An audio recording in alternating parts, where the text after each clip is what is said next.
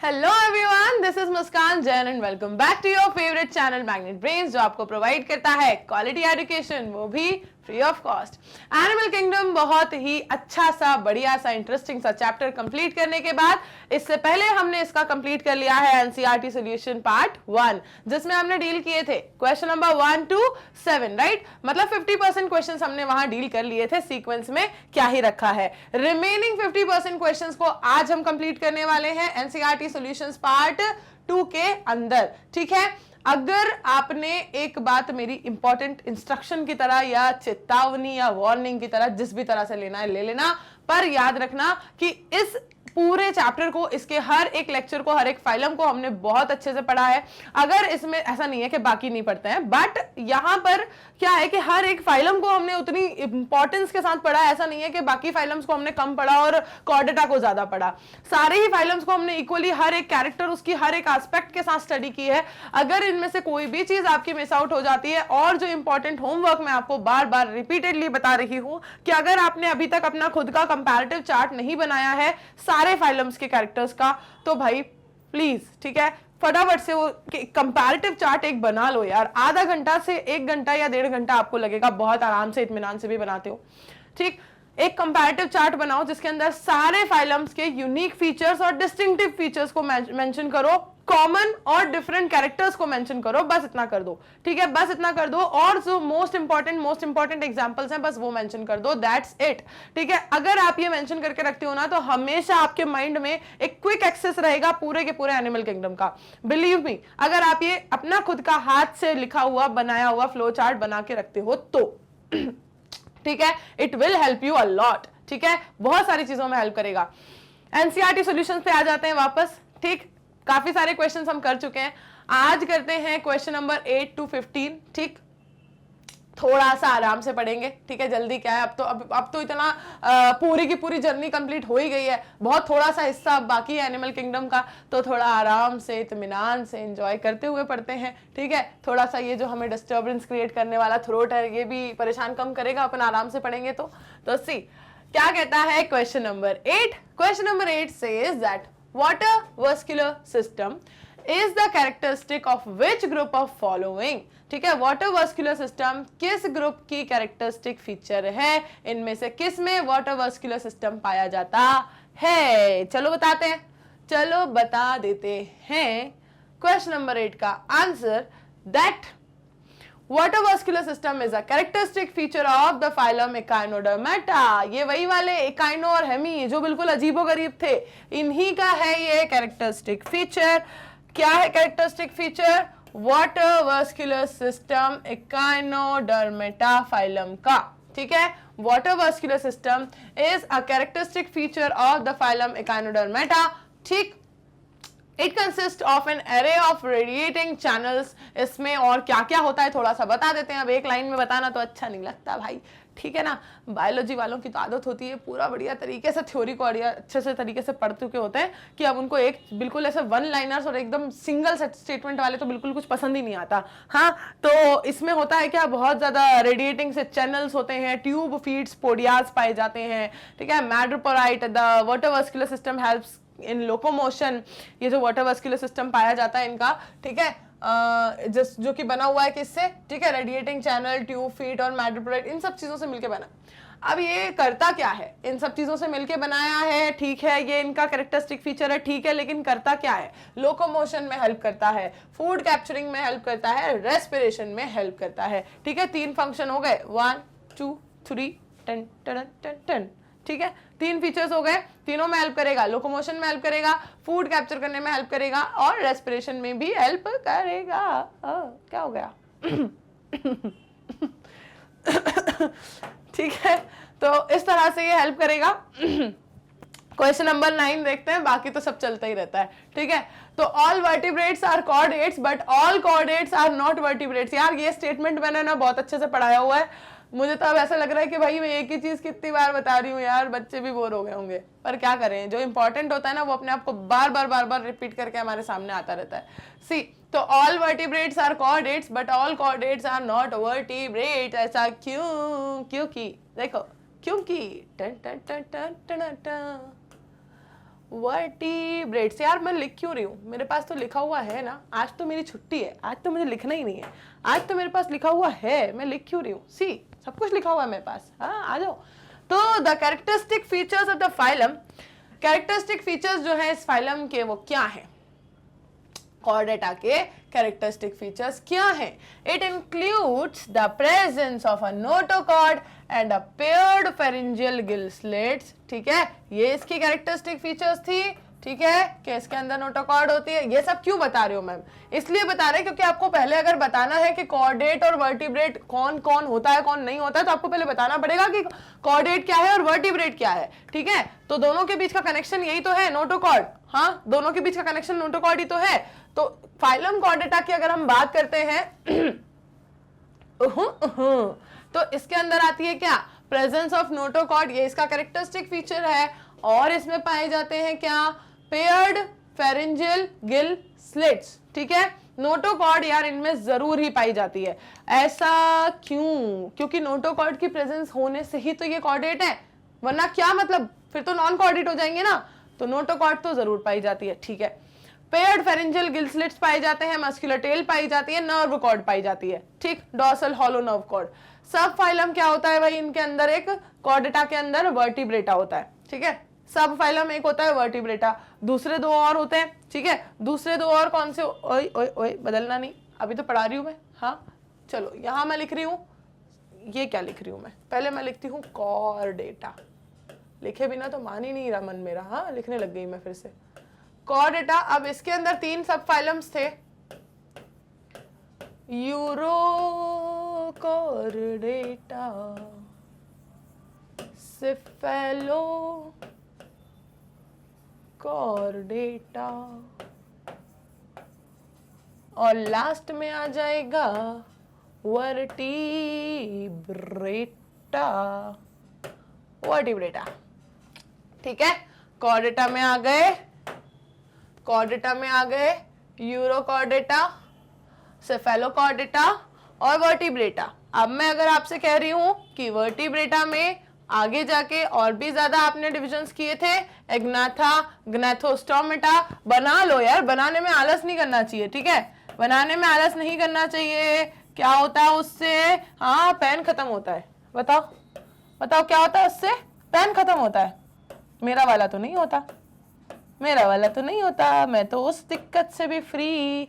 और आपका भी नहीं होता भाई, बहुत सारे पेन है आपके पास, लिखो बैठ के चुपचाप, फालतू के बहाने ना बनाने का नको। एग्नाथा और ग्नैथोस्टोमेटा। अब इसमें भी फर्दर और डिविजन्स आए थे। अब यहाँ पे मैं मार रही हूँ शॉर्टकट। ठीक है, मैं डायरेक्टली आपको लिख के दे दी हूँ क्लासेस। ठीक, मैं डायरेक्टली आपको लिख के दे दी हूँ क्लासेस, क्लास नंबर 1। ठीक, और 2 क्लासेस यहाँ थी। ठीक है, ये 1-2 का मतलब आप लोग 1-2 समझ लोगे यार, रुक जाओ, मैं 1-2 ही लिख देती हूँ। 2 क्लासेस यहाँ थी और 1 2 2 2 2 2 2 2 2 4 क्लासेस यहाँ थी। ठीक, अब आप जरा ये समझो ध्यान से बरखुरदार कि ये जो वर्टिब्रेट के अंदर क्लासिफिकेशन पाया जा रहा है, ये अगर मैं कहूं कि सारे के सारे वर्टिब्रेट्स, ठीक है, क्या कहूं मैं आपसे? अगर मैं कहूं कि हमसे कहा कि वर्टिब्रेट कॉर्डेट, लेकिन कॉर्डेट वर्टिब्रेट, क्या कहना चाह रहे हैं मैडम? सी, ये सारा का सारा जो क्लासिफिकेशन दिख रहा है आपको, किसका दिख रहा है? वर्टिब्रेट्स का दिख रहा है। किसका दिख रहा है? ये वर्टिब्रेट्स का दिख रहा है, ये वाला। ठीक है, ये इत्तू सा, ये इतना इतना, ये किसका दिख रहा है? वर्टिब्रेट्स का। लेकिन वर्टिब्रेट खुद अपने आप में क्या है? वर्टिब्रेट खुद अपने आप में क्या है? सब कुछ मैम कॉर्डेटा के अंदर ही तो आ रहा है। सब कुछ किसके अंदर आ रहा है?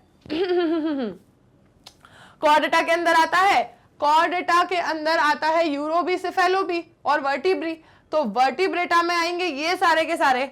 अब आप ध्यान से समझना, ठीक है, ये सारा क्या था आपका? मसाला। अब इससे बनेगी रेसिपी, ध्यान से सुनना। सी, ध्यान से सुनना, अगर मैं कहूं कि ग्नैथोस्टोमेटा कॉर्डेटा है तो क्या आप मना करोगे? बताओ, मना करोगे क्या? नहीं करोगे मैम, उसी से तो निकल के आ रहा है। इसके अंदर की 4 क्लासेस में मैंने बोल दिया, फॉर एग्जांपल एवीज, वो क्या है? कॉर्डेट्स हैं। तो क्या मना करोगे? नहीं कर सकते मैम, कॉर्डेटा के अंदर तो बहुत ज्यादा डिवाइड होके वो कहीं ना कहीं अंदर बैठा है तो कॉर्डेटा का ही, तो नहीं कर सकते। मैं बोलूं यहां से कोई एक क्लास मैंने उठा ली, कॉन्ड्रेक्टाइज, क्या वो कॉर्डेटा नहीं है? है मैम, बिल्कुल है, मना नहीं कर सकते, उसी का तो डिवीजन है ये पूरा का पूरा। अब ध्यान से सुनना, मैंने कहा कि सिफेलोकॉर्डेटा वर्टिब्रेटा है, क्या मैं सही कह रही हूं? बताओ, मैंने कहा कि सिफेलोकॉर्डेटा जो है उसके जो मेंबर हैं वो वर्टिब्रेटा भी हैं, क्या मैं सही कह रही हूं? नो मैम, बिल्कुल नहीं कह सकते आप, क्योंकि ये एक अलग सब फाइलम है, ये एक अलग सब फाइलम है, ये एक अलग सब फाइलम है, ये तीनों क्या है? सब फाइलम्स है। तो वर्टिब्रेटा सब फाइलम के अंदर आने वाले सारे के सारे क्या होंगे? सारे के सारे वर्टिब्रेट्स होंगे, कॉर्डेट्स। लेकिन कॉर्डेट्स में और भी ऐसे लोग हैं जो वर्टिब्रेट नहीं कहलाए जा सकते। तो all vertebrates are chordates, but all chordates like these are not vertebrates. अब क्लियर हुआ? अब क्लियर हुआ? All vertebrates are chordates, but all chordates are not vertebrates. Clear? हाँ, आप सोचोगे मैम ये कॉर्डेटा, कॉर्डेटा क्या है, ये वर्टिब्रेटा क्या है? तो वर्टिब्रेटा और कॉर्डेटा दोनों के बीच का कैरेक्टर क्या आपको नहीं पता? नोटोकॉर्ड दोनों में होती है, वरना वो कॉर्डेट नहीं हो सकते थे, पर फिर भी दोनों एक दूसरे से अलग क्यों? क्योंकि जो कॉर्डेट्स में आपको दूसरे सब फाइला दिख रहे हैं, इनमें नोटोकॉर्ड होती है। वर्टिब्रेटा में नोटोकॉर्ड होती है, लेकिन एम्ब्रियो के कंडीशन के बाद, एम्ब्रियोनिक डेवलपमेंट के बाद वो कन्वर्ट हो जाती है किसमें? पूरी तरह से रिप्लेस हो जाती है किससे? वर्टिब्रल कॉलम से। किससे? वर्टिब्रल कॉलम से, मतलब आपकी बैकबोन से। ठीक है, पहले ये आपकी जब एम्ब्रियो बना था तो पहले बनती है नोटोकॉर्ड, फिर वो कन्वर्ट हो जाती है किसमें? वर्टिब्रल कॉलम में। ठीक है, बैकबोन में। तो इसलिए ये कहलाते हैं क्या? वर्टिब्रेटा। लेकिन ऊपर वाले इनके पास तो वही है, नोटोकॉर्ड ही है, तो भाई ये आ गए किसमें? आपके नॉर्मल वाले, और ये हो गए आपके वर्टिब्रेटा वाले। ठीक है, तो अभी समझ आई होगी कहानी। आई थिंक एक बार जरा देख ही लूं मैं। हाँ, characteristic features of the phylum Chordata include the presence of notochord and paired pharyngeal gill slits in subphylum vertebrata। ये जो subphylum vertebrata है ना, इसके अंदर नोटोकॉर्ड जो है वो एम्ब्रियो में प्रेजेंट होती है। किस में प्रेजेंट होती है? कलर बड़ा फीका फीका है? कुछ तिखा तिखा लाओ। हाँ, सी इनके अंदर जो ये नोटोकॉर्ड है ये सिर्फ एम्ब्रियो में प्रेजेंट होती है।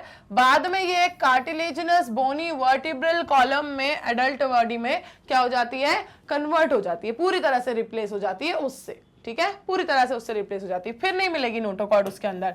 तो thus it can be said that all the vertebrates are chordates but all chordates are not vertebrates। सारे के सारे वर्टिब्रेट कॉर्डेट होंगे, लेकिन सारे के सारे कॉर्डेट वर्टिब्रेट नहीं होंगे। इसलिए आप इस स्टेटमेंट को कह सकते हो। तो क्या आपको ये कहानी समझ में आई? क्या आपको इस कहानी की बातें समझ में आई? जल्दी से बताओ, आगे बढ़ जाऊं मैं। अगर आपको लिखना है तो आप लिख भी सकते हो इसे। ठीक है, जितनी बार बनाओ उतनी बार याद रहेगा, कोई दिक्कत तो होनी नहीं चाहिए। चलो आगे बढ़ती हूं मैं नेक्स्ट की तरफ। Next question says how important is the presence of air bladder in pisces. अच्छा, एयर ब्लैडर की जो प्रेजेंस है वो कितनी इंपॉर्टेंट है? हाँ, एयर ब्लैडर की प्रेजेंस याद है ना? एयर ब्लैडर से क्या होता था? एयर ब्लैडर से इनको हेल्प मिलती थी ब्योयंसी मेंटेन करने में।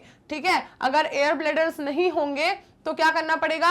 कंटिन्यूअसली स्विम करते रहना पड़ेगा ताकि डूब ना जाएं। लेकिन अगर एयर ब्लैडर्स प्रेजेंट होंगे तो फिर क्या होगी? ब्योयंसी मेंटेन रहेगी, स्विम ना भी करो तो तैरोगे। ठीक है, क्या करोगे? मतलब डूबोगे तो नहीं ही। ठीक, चलो आ जाओ, आ जाओ। अरे जाओ नहीं, आ जाओ। सी ग ग ग ग ग ग ग ग ग ग ग ग ग। हाँ, ये जो गैस ब्लैडर्स या जिन्हें एयर ब्लैडर्स कहे जाते हैं, ये होते हैं क्या? गैस फिल्ड सैक होते हैं जो कि प्रेजेंट होते हैं किनमें? फिशेस में। ठीक है, ये गैस फिल्ड सैक होते हैं, फिशेस में प्रेजेंट होते हैं। इन्हें एयर ब्लैडर्स या गैस ब्लैडर्स कहा जाता है। ये प्रेजेंट होते हैं फिशेस के अंदर। ये हेल्प करते हैं इन्हें ब्योयंसी को मेंटेन करने में, जैसा कि मैंने आपको बताया। इसकी वजह से जो फिशेस होती हैं वो क्या कर पाती हैं? असेंड या डिसेंड कर पाती हैं पानी के अंदर। ठीक है, जो वाटर करंट्स होते हैं उनके बाद भी इनका असेंडिंग और डिसेंडिंग मूवमेंट इनके हिसाब से चल पाता है। ठीक है, और अगर ये नहीं होंगे तो क्या होगा वो भी सुन लो। अगर ये नहीं होंगे तो उन्हें कंटिन्यूअसली स्विम करते रहना पड़ेगा। ठीक, वरना वो डूब जाएंगे। ओके, क्लियर हुआ फंक्शन एयर ब्लैडर का कि पिसेस में एयर ब्लैडर की प्रेजेंस उनके लिए क्यों इंपॉर्टेंट है? ताकि वो क्या कर सके? अपने ब्योयंसी को मेंटेन कर सके और वो अपना असेंडिंग और डिसेंडिंग मूवमेंट जो वो करते हैं अलोंग द वाटर करंट्स वो कर सके। ठीक, ये सारा का सारा इनका इंपॉर्टेंस है। ठीक है, ठीक है, ठीक है, आ जाओ नेक्स्ट क्वेश्चन देखते हैं। What are the modifications that are observed in birds that help them fly. Birds में ऐसे कौन से मॉडिफिकेशंस पाए जाते हैं जिसकी वजह से वो फ्लाई कर पाते हैं? तो मैम सबसे पहला तो पर, हाँ पर नहीं वो वाले पर, ठीक है, वो पर जो निकल आते हैं ना लोगों के तारीफ करने पे, ठीक है, वही वाले। तो ये भाई इनके अंदर पाए जाते हैं पर, विंग्स, और वो होते हैं क्या? Modified 4 limbs. क्या होते हैं? मॉडिफाइड 4 लिम्स होते हैं, मतलब उनके हाथ जो होते हैं वो मॉडिफाई हो जाते हैं क्या बनाने में? विंग्स को बनाने में, ठीक है। तो ये पाया जाता है इनके अंदर सबसे इंपॉर्टेंट मॉडिफिकेशन। उसके बाद और देख लेते हैं, एक बार जरा आंसर बना लेते हैं कैसे बनाना है। चलो, Birds have undergone many structural adaptations, ठीक है, न्यूमेटिक बोन्स भी आएंगी इसमें, है ना, बहुत सारी चीजें आएंगी, पढ़ लेते हैं वन बाय वन। बर्ड्स जो होते हैं उनके अंदर भाई बहुत सारे स्ट्रक्चरल अडेप्टेशंस होते हैं जिनसे उनकी एरियल लाइफ, ठीक है, कौन सी वाली? हवाई लाइफ जो उनकी है वो बढ़िया तरीके से चलती है फिर, ठीक है। तो some of these adaptations are as follows, इनमें से कुछ अडेप्टेशंस इस तरह से हैं, जैसे कि स्ट्रीमलाइंड बॉडी, जो स्ट्रीमलाइंड बॉडी होती है, ठीक है, streamlined body for rapid and smooth movement, rapid और स्मूथ मूवमेंट्स को करने के लिए स्ट्रीमलाइंड बॉडी होती है इनकी, ठीक है। और then covering of feathers for insulation, ठीक है, फेदर्स से पूरी तरीके से ये कवर्ड रहते हैं ताकि इंसुलेशन प्रोवाइड कर सकें अपनी बॉडी को। Then 4 limbs modified into wings, जो 4 लिम्स होते हैं वो विंग्स में मॉडिफाइड हो जाते हैं ताकि वो उड़ सके। हिंड लिम्स जो होते हैं वो यूज किए जाते हैं, सिर्फ उड़ने से ही काम नहीं चलेगा ना, उन्हें वॉक करना भी है, उन्हें क्या करना है, क्लास्पर करने के लिए भी उन्हें चाहिए, ठीक है, स्विमिंग के लिए भी उन्हें चाहिए। तो जो उनके हिंड लिम्स होते हैं वो इतने सारे फंक्शंस को करने के लिए अडेप्टेड होते हैं, ठीक है। 4 लिम्स मॉडिफाइड होते हैं क्या करने के लिए? विंग्स बना देते हैं। और हिंड लिम्स मॉडिफाइड होते हैं वॉकिंग के लिए, ठीक है, क्लास्पिंग के लिए, पर्चिंग के लिए, स्विमिंग के लिए, ये सारे फंक्शंस करने के लिए हिंड लिम्स मॉडिफाइड होते हैं। ओके, देखो एक बार फिर से वापस से स्लोली स्टार्ट करते हैं, ठीक, मुझे ऐसा लग रहा है कि शायद मैं तेजी में चल रही हूँ, ठीक है, घबराना नहीं, फिर से बता देती हूँ। सी, तो birds have undergone many structural adaptations, बहुत सारे अडेप्टेशंस कर रखे हैं, पढ़ लेते हैं। अब ये सारे अडेप्टेशंस किए क्यों हैं? ताकि उनकी एरियल लाइफ बढ़िया चले, है ना, हवा में बढ़िया घूमे, नाचे, मस्ती मचाएं, ठीक है। अब क्या क्या अडेप्टेशंस है? स्ट्रीमलाइंड बॉडी होती है इनकी ताकि ये रैपिड मूवमेंट्स कर सकें और अच्छे स्मूथ मूवमेंट्स कर सकें, जितना रैपिडली ये मूव करते हैं ना, यहाँ आप जोर से एक बार ताली मारो वहां से फुर्र हो जाता है, हाँ, तो इतने रैपिड और स्मूथ मूवमेंट्स कैसे कर पाते हैं? स्ट्रीमलाइंड बॉडी की वजह से कर पाते हैं। फेदर्स की वजह से ये क्या कर पाते हैं? पूरी बॉडी को एक इंसुलेशन प्रोवाइड कर पाते हैं इस कवरिंग की वजह से। 4 लिम्स जो होते हैं इनके विंग्स में मॉडिफाइड होते हैं, और हिंड लिम्स जो होते हैं वो यूज किए जाते हैं वॉकिंग के लिए, क्लास्पिंग के लिए over the tree branches and perching के लिए, स्विमिंग के लिए, इन सब के लिए यूज किए जाते हैं। इनके अंदर जो बोन्स पाई जाती हैं, लॉन्ग बोन्स, वो कैसी होती हैं? हॉलो बोन्स होती हैं, ठीक है, एयर कैविटी होती है उनके अंदर, ताकि ये क्या कर सकें? लाइट बना सकें अपनी बॉडी को और आराम से क्या कर सकें? उनको उड़ने में दिक्कत ना आए। तो presence of pneumatic bones, pneumatic bones का मतलब ही यही है कि हॉलो बोन्स, अंदर से खोखली बोन्स जिनके अंदर हवा भरी हो, एयर कैविटी हो जिनके अंदर, ठीक है। तो presence of pneumatic bones reduce weight, इसकी वजह से इनका क्या हो जाता है? वेट रिड्यूस हो जाता है। आप भी सोचोगे मैडम हमारी भी बना देते, अगर कोई डॉक्टर ऐसा हो, हम जाके उसको बोलें कि भाई हमारी बोन्स को क्या बना दो? न्यूमेटिक बना दो, तो हमारा भी वेट रिड्यूस हो जाएगा। हाँ, जितनी भी लड़कियां अगर सोच रही हैं अपना वेट लूज करने की, तो फिर वो बोलेंगी कि हमें भी दे दो न्यूमेटिक बोन्स। हाँ, इतनी आसानी से अडेप्टेशन मॉडिफिकेशंस होते तो क्या ही बात थी फिर।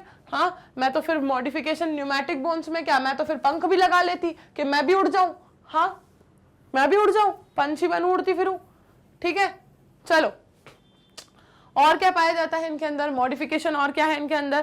Presence of additional air sacs to supplement respiration, additional air sacs पाए जाते हैं इनके अंदर ताकि इनका रेस्पिरेशन प्रोसेस जो है वो और ज्यादा अच्छे तरीके से हो सके। ओके, तो ये कुछ मॉडिफिकेशंस हैं जो पाए जाते हैं बर्ड्स में, जिसकी वजह से उन्हें हेल्प मिलती है उड़ने में। किस चीज में? फ्लाई करने में उन्हें हेल्प मिलती है। ये कुछ मॉडिफिकेशंस इनके अंदर पाए जाते हैं, ठीक है। चलो,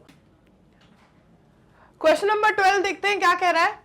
सी, could the number of eggs or young ones produced by an oviparous and viviparous mother be equal? Why? पूछा जा रहा है कि जो ओविपेरस मदर है और जो विविपेरस मदर है, इनके जो नंबर ऑफ एग्स या नंबर ऑफ यंग वंस जो प्रोड्यूस होते हैं, क्या वो इक्वल हो सकते हैं या फिर कोई ज्यादा या कोई कम होता है। और जो भी आप अपना स्टेटमेंट दे रहे हो उसका आपको रीजन भी देना है कि अगर ऐसा होता है तो क्यों होता है। तो देखो भाई, ओविपेरस मतलब वो जो अंडे देते हैं, विविपेरस मतलब वो जो यंग वंस को डायरेक्टली प्रोड्यूस करते हैं अपनी बॉडी से। ठीक, तो अगर ये समझो जो यंग वंस है, डायरेक्टली पहले मैं आपको आंसर बता रही हूं कि कौन ज्यादा एग प्रोड्यूस करता है या ज्यादा यंग वन प्रोड्यूस करता है एक बार में। ठीक है, वन टाइम ऑफ रिप्रोडक्शन। आप बात कर रहे हैं अपन कि जो अंडे देते हैं उनके अंडों का क्या होता है, बाहर आके डेवलपमेंट होता है। और बाहर आके डेवलपमेंट होता है तो बाहर की दुनिया तो कितनी पापी है पता ही है। हाँ, बाहर उनको कितना सारा एटमॉस्फेरिक प्रेशर झेलना है, एनवायरमेंटल कंडीशंस को झेलना है, प्रेडेटर्स को झेलना है, शिकार करने वालों को झेलना है, कितनी सारी चीजों को उनको झेलना है। तो एग्स जब बाहर डेवलप होते हैं उनको बहुत सारी एडवर्स कंडीशंस को बेयर करना होता है। ये सारी जो एडवर्स कंडीशंस को वो बेयर करते हैं उनमें जरूरी नहीं है सब सरवाइव कर पाए। कोई आके उस एग को खा भी सकता है, कोई आके उस एग को फोड़ भी सकता है। वो एग जो है वो हो सकता है कि जब वो एग्स को ले किया जा रहा है, हो सकता है वो तभी टूट जाए, क्रैक हो जाए और वो डेवलप ना हो पाए, यंग वंस को प्रोड्यूस ना कर पाए। ठीक है, तो एग्स के साथ कहानी थोड़ी ज्यादा, उनका जो जीवन होता है ना, एग से लेके यंग वन तक पहुंचने वाला, जो उनको खुद से अकेले तय करना होता है, उसमें कोई उनकी हेल्प नहीं करता। ठीक है, वो लड़ाई उन्हें खुद लड़नी है और उस लड़ाई में उनको हराने वालों की संख्या जो है वो ज्यादा है। तो भाई जितने एग सर्वाइव कर पाएंगे उतने ही करेंगे, बाकी तो डैमेज हो जाएंगे या फिर नहीं सर्वाइव कर पाएंगे या डेड हो जाएंगे, जो भी कह लो। ठीक है, तो यहां पर क्या होता है, एक बार के रिप्रोडक्शन में एग्स का प्रॉपर डेवलप होने का जो काउंट है, जो नंबर है, वो क्या हो जाता है, कम हो जाता है। अब अगर वो कम हो रहा है तो इसलिए उस लॉस को, ये लॉस हो रहा है ना कि भाई एक बार में उसने 6 अंडे प्रोड्यूस किए थे, उसमें से एक ही जो है वो क्या बना पाया, मुर्गी को बना पाया, 5 जो है वो वेस्ट हो गए। तो इस लॉस को बियर करने के लिए वो क्या करेगी, अगली बार से सोचेगी कि अच्छा पॉसिबिलिटी इतने कम के डेवलप होने की है तो पहले ही ज्यादा प्रोड्यूस कर दो। ठीक है, ताकि कम से कम उनमें से फिर 2 या 3 तो सर्वाइव कर ही जाए। एक बार रिप्रोड्यूस करने पर जब वो अगर इतने अंडे प्रोड्यूस कर रही है तो कम से कम उसमें से 2-3 तो सर्वाइव कर जाए, समझे। तो जो लॉस होता है, कौन सा लॉस, जो एग्स डेवलप नहीं कर पाते हैं। ठीक है, जो लॉस होता है उस लॉस को बियर करने के लिए वो नंबर ऑफ एग्स ज्यादा प्रोड्यूस करते हैं ओविपेरस एनिमल्स, क्योंकि एग्स को क्या करना पड़ता है, मदर बॉडी से बाहर आके एनवायरमेंटल कंडीशंस को बेयर करना होता है, ये उसका रीजन है। अब सिमिलरली अगर बात करें अपन किसकी, ये तो मैंने बता दिया, आंसर तो अब आपके सामने डिस्क्लोज हो गया कि भाई ओविपेरस जो होते हैं वो ज्यादा एग को प्रोड्यूस करते हैं एक ही बार में। लेकिन अगर हम बात करें विविपेरस की, तो भाई विविपेरस को क्या है, वो तो पूरा का पूरा जो मदर की बॉडी है उसके अंदर कंप्लीट एनवायरमेंट, कंप्लीट सेफ्टी के साथ यंग वंस को क्या करते हैं, पूरा डेवलपमेंट उनका करने के बाद ही उन्हें बाहर डिलीवर करते हैं। ठीक है, तो उनके पास क्या होता है भाई, उनके पास सर्वाइवल के चांसेस ज्यादा होते हैं, क्योंकि वो कंप्लीटली डेवलप होने के बाद एनवायरमेंटल कंडीशंस को फेस करते हैं। उसके पहले उन्हें काफी सेफ एनवायरमेंट प्रोवाइड कर दिया जाता है मदर की बॉडी के अंदर। तो उनके लिए जो लाइफ का स्ट्रगल है वो कम हो जाता है, क्योंकि वो अपना डेवलपमेंट तो कम से कम पूरा करके आए ना मदर की बॉडी के अंदर। तो यहां पर ये जो सर्वाइवल के चांसेस है ना एग्स के, क्या हो जाते हैं, कम, इसलिए उनको नंबर में ज्यादा प्रोड्यूस किया जाता है कि कम से कम कुछ तो सर्वाइव कर जाए। और विविपेरस के जो होते हैं सर्वाइवल के चांसेस होते हैं ज्यादा, क्योंकि वो पूरे डेवलप होके ही बाहर आते हैं, है ना। अंदर उनके साथ जो होते हैं ये सारे जो डेंजर्स जो इनके साथ ज्यादा है एग के साथ, वो उनके पास कम होते हैं। ठीक, कंपैरेटिवली कम ज्यादा कह रहे हैं, ये नहीं कह सकते कि बिल्कुल खत्म होते हैं, हाँ एकदम खत्म नहीं कह सकते आप, कंपैरेटिवली कम ज्यादा कह सकते हो। तो आंसर क्या बना, आंसर बना कि भाई नंबर ऑफ एग्स जो होते हैं वो यंग वंस के कंपैरिजन में ज्यादा प्रोड्यूस होते हैं। ओविपेरस जो होते हैं वो ज्यादा एग को प्रोड्यूस करते हैं, विविपेरस जो होते हैं कंपैरेटिवली उनसे कम।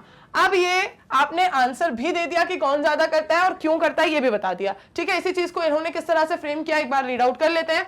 The number of eggs produced by an oviparous mother will be more than the young ones produced. Number of eggs ज्यादा होंगे, यंग वंस कंपैरेटिवली कम होंगे। क्यों?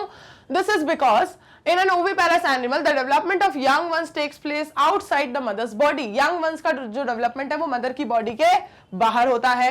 अब ये जो एग है ये ज्यादा जो होते हैं वो खतरे में होते हैं, किससे, एनवायरमेंटल कंडीशंस से, प्रेडेटर्स से, शिकारियों से। ठीक है, therefore to overcome the loss, अब इस लॉस को ओवरकम करने के लिए ज्यादा एग को प्रोड्यूस किया जाता है, ताकि कम से कम हार्श एनवायरमेंटल कंडीशन भी आ जाए तो भी कुछ तो हो जो सर्वाइव कर जाए, एक बार रिप्रोड्यूस करने पर कुछ तो बच्चे प्रोड्यूस हो।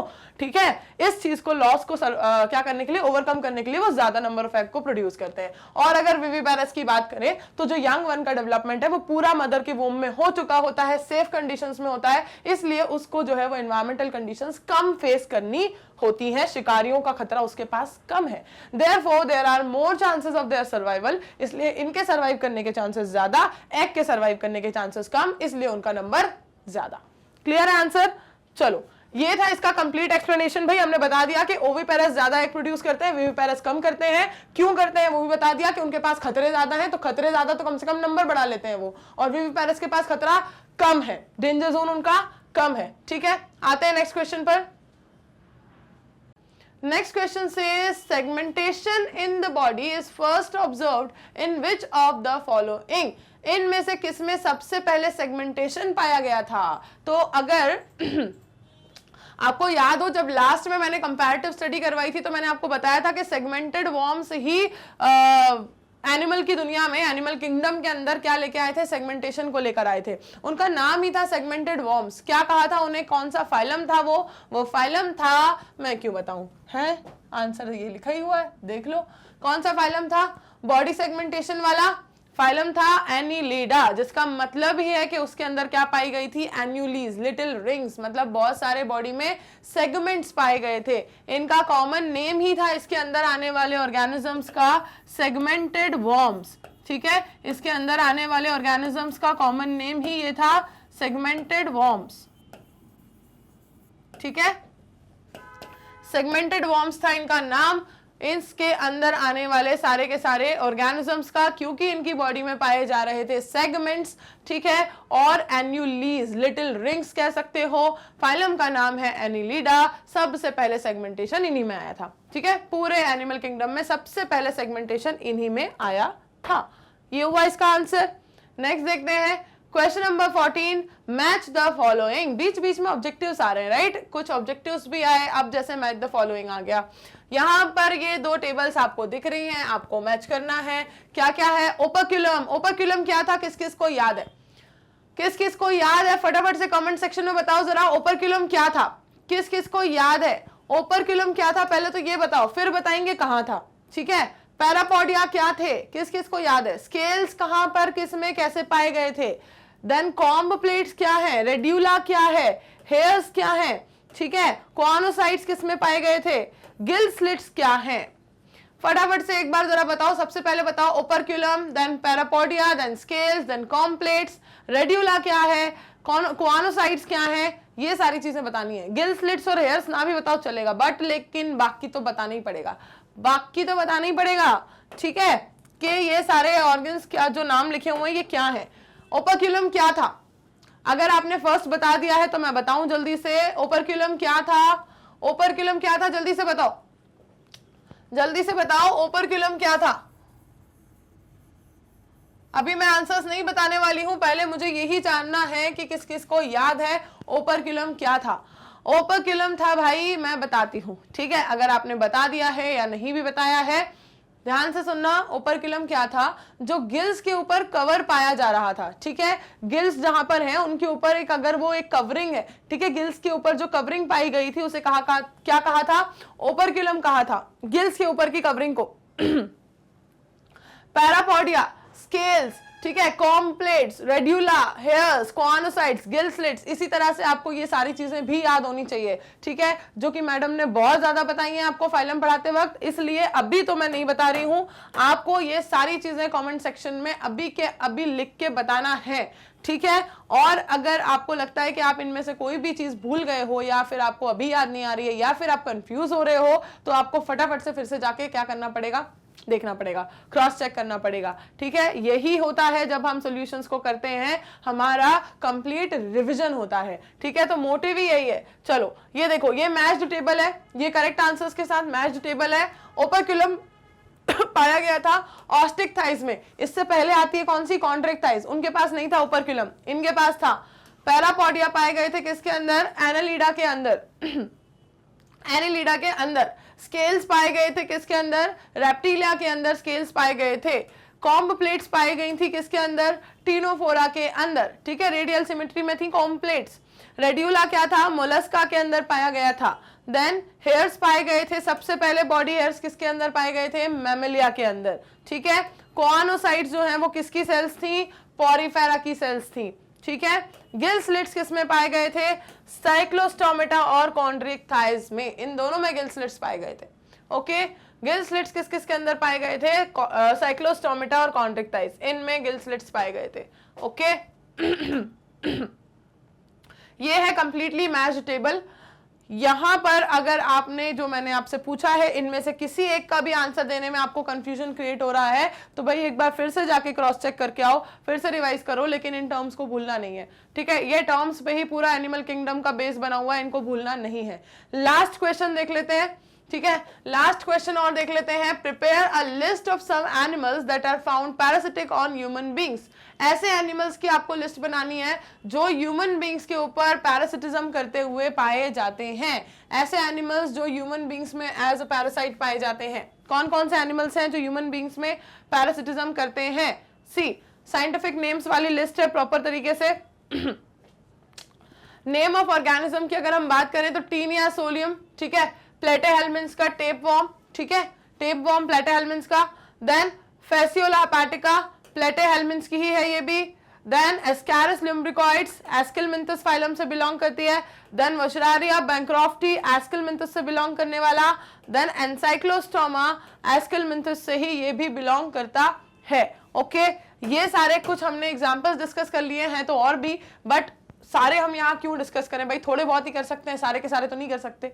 तो मैक्सिमम आप कितना करोगे ये डिपेंड करेगा वर्ड लिमिट पे कि कितने मार्क्स का क्वेश्चन है, ठीक है। तो हमने यहाँ पर इससे ज्यादा में तो वैसे भी चांसेस होते नहीं है पूछने के।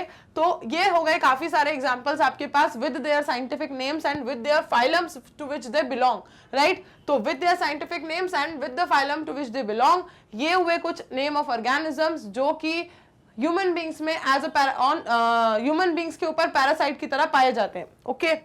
चलो नेक्स्ट देखते हैं, एक बार वापस से पूरा का पूरा रिवाइज कर लेते हैं कि हमने आज कौन कौन से क्वेश्चंस देखे और उनके आंसर्स हमने कैसे समझे। सी सबसे पहले पूछा गया था वाटर वास्कुलर सिस्टम किसका कैरेक्टरिस्टिक है, तो वो किस ग्रुप में पाया गया था, वाटर वास्कुलर सिस्टम पाया गया था इकाइनोडर्मेटा के अंदर।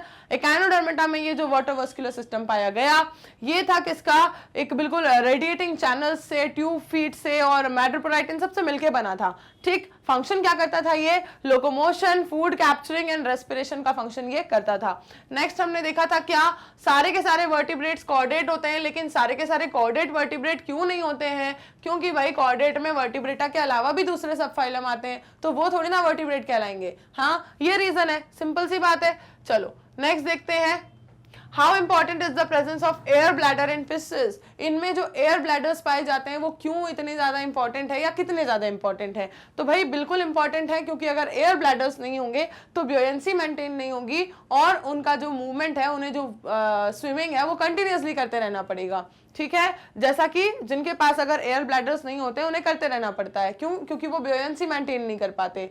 एयर ब्लैडर्स होने की वजह से फिशेस को इतना इंपॉर्टेंस इसलिए मिल रहा है क्योंकि उनको क्या करने में हेल्प मिल रही है, वो भाई अपनी ब्योयेंसी मेंटेन कर पाते हैं, उन्हें कंटिन्यूअस स्विम करने की जरूरत नहीं है, वरना तब भी वो क्या नहीं करेंगे, डूबेंगे नहीं। और जो वाटर करंट्स के अलोंग वो क्या कर पाते हैं, अपने असेंडिंग डिसेंडिंग मूवमेंट्स को कर पाते हैं ना इस तरीके से, वो क्यों कर पाते हैं, क्योंकि वो ब्योयेंसी मेंटेन कर सकते हैं, ठीक। Then What are the modifications that are observed in birds that help them fly, ठीक है। बर्ड्स में ऐसे कौन से मॉडिफिकेशंस पाए जा रहे हैं जिसकी वजह से उन्हें फ्लाई करने में, उड़ने में मदद मिलती है, तो बर्ड्स में ऐसे बहुत सारे मॉडिफिकेशंस हैं, न्यूमैटिक बोन्स, फोर लिम्स का मॉडिफिकेशन इनटू द विंग्स, ठीक है। ये सारा हमने देखा, स्ट्रीमलाइंड बॉडी, ठीक, जो कि उनको रैपिड और स्मूथ मूवमेंट करवाती है।